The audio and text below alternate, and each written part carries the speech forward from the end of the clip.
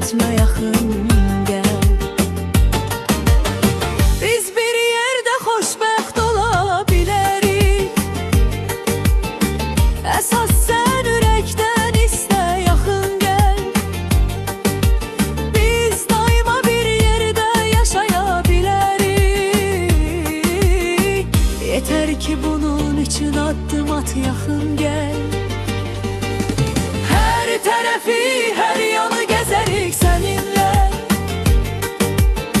Yeter ki sen iste, mənə yaxın gel.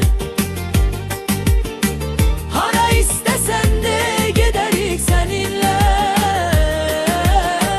Yeter ki sen uzaklaşma, yaxın gel.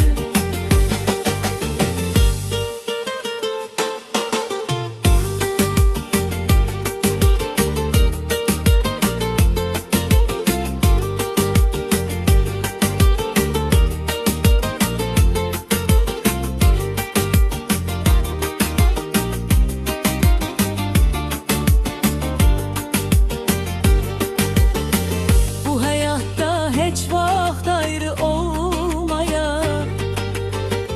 Əgər sən də istəyirsənsə, yaxın gəl. Bir-birimizə hər zaman sadiq olaq. Əgər sən də bunu istəyirsənsə, yaxın gəl.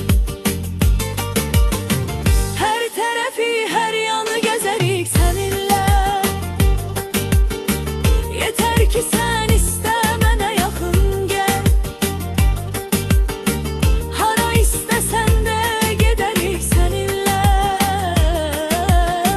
yeter ki sen uzaklaşma, yaxın